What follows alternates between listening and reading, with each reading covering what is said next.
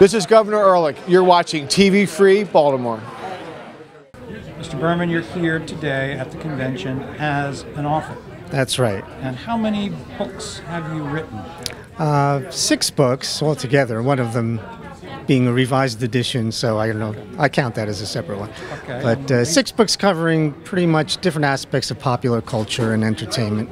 Well, for example, what are the books about, or the titles of the books? They range from Best of the Britcoms, which is a celebration of British situation comedies that have aired in the U.S., to an oral history of Beatlemania called We're Going to See the Beatles, biography of comedian Ed Wynn, and my most recent one being called For the First Time on Television, which is a history of all of television's firsts.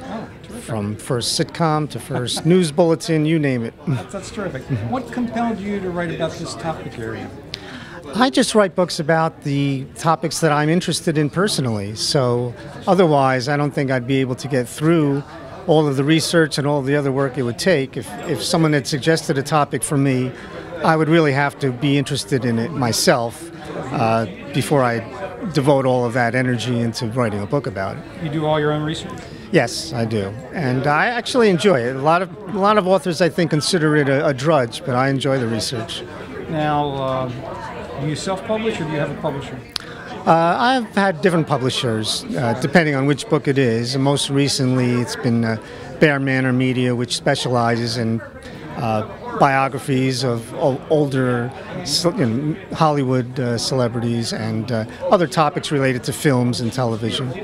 Any success in sales or some? Yeah, I like to think so. I think Best of the Britcoms was very good because at the time I wrote it and published it, there wasn't an easy way to find out about British sitcoms, and I knew there were a lot of fans, and I knew it was a popular topic, but they just had no way of learning more about the programs themselves. So I took it upon myself to do the research and make a lot of overseas phone calls to the BBC and other people, and so that's how that came about. I was going to say, unless you'd gone over to London, it'd be hard to do research. I wish my budget allowed for that, but I had to do everything via faxes, back when faxes were right. the way to do things, and phone calls. And right, and you did write the book on Ed Wynn. We've talked about that a little bit, but yeah, what moved you to pick him out of all the?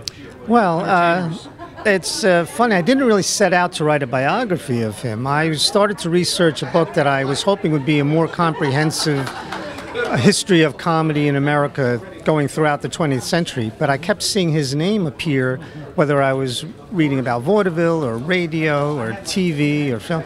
And I thought, I was vaguely aware of who he was, but I didn't know much about him. And this sort of spurred me to find out more about who he was, because he obviously had a long and successful career.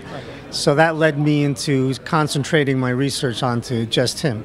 I found out along the way that the history of his career really is the history of show business for the first half of the 20th century, because he had his hand in everything and was successful in everything. So I'm satisfied with the results. Is that one of your favorite projects, or which one's the dearest and nearest to your heart? Oh, that's hard to say. They're all well, pretty much, yeah, because I'm a lifelong Beatles fan, so I enjoyed interviewing people who were teenagers at the time of Beatlemania. That was a thrill. The Britcom book was because I was such a fan of Britcoms anyway, and you had hundreds of hours of Britcoms on videotape, and I thought, well, maybe I can do something constructive with all of this, and that's how that sort of came about. So, did you have a favorite Britcom that you could pick? I have a few. I don't know if most of them aren't very well known here. Oh, really? So they were on broadcast here? They were on PBS stations, but they were scattered around the country. So it wasn't as if some of them had mass exposure. Something like Fawlty Towers, most people know. But there are other shows like Allo Allo, which is my personal favorite. I love that show. And the British Empire is another one, which I rank those two programs above Fawlty Towers, and not many people do that. Now, is there anything that you're currently working on? Not as we speak, because I just finished a book that was published only a few months ago, so I'm taking a little breather. Okay. And but my mind's always working, and I'm always thinking through ideas of what might make a good book and maybe Right. what might not make a good book. Now, do you make a living at this? That's what I do. That Yeah, is what you do. It's, I wouldn't recommend it for everybody if that's what they want to do for a living, but Right. it's sort of my passion. So Right. And do you do this like convention circuit or? this is only my second at the Mid-Atlantic Nostalgia Convention, and What other places do you do? I've been to the Beatle Fest back when my Beatles book was new. right. That's up in North Jersey, and but I'm still pretty much a rookie at this sort of thing. So. All right. And now, do you have contact information or website if people are interested in you or your publication? Right. I have a website. It's GarryBerman.com, 2 R's in Gary. And my books are also available on Amazon.com. And I'm on Facebook, so I'm not too hard to find if anybody who needs to find me. Everyday people.